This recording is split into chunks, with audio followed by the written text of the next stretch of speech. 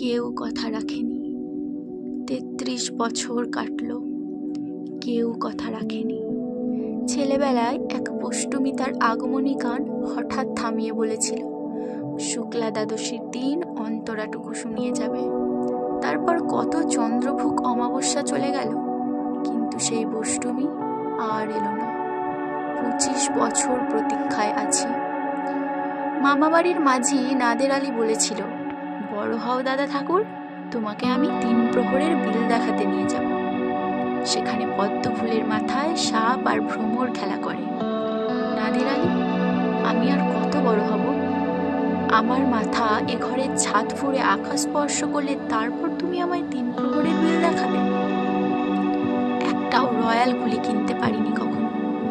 লাঠি লজেন্স দেখিয়ে দেখিয়ে চুষেছে লস্কর বাড়ির ছেলে। ভিখারির মতন চৌধুরীদের গেটে দাঁড়িয়ে দেখেছি ভিতরে রাস উৎসব। অবিরল রঙের ধারার মধ্যে সুবর্ণ কঙ্কন পরা ফর্সা রমণীরা কত রকম আমোদে হেসেছে। আমার দিকে তারা ফিরেও চায়নি। বাবা আমার কাঁধ ছুঁয়ে বলেছিলেন, দেখিস একদিন আমরাও। বাবা এখন অন্ধ, আমাদের দেখা হয়নি কিছুই। সেই রয়্যাল গুলি, সেই লাঠি লজেন্স, সেই রাস উৎসব আমায় কেউ ফিরিয়ে দেবে না।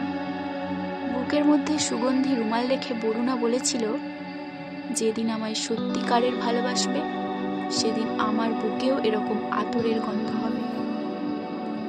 ভালোবাসার জন্য আমি হাতের মুঠোয় প্রাণ নিয়েছি। দুরন্ত ষাঁড়ের চোখে বেঁধেছি লাল কাপড়। বিশ্ব সংসার তন্ন তন্ন করে খুঁজে এনেছি ১০৮টা নীল পদ্ম। তবু কথা রাখেনি বরুণা। এখন তার বুকে শুধুই মাংসের গন্ধ। এখনো সে যে কোনো নারী। কেউ কথা রাখেনি।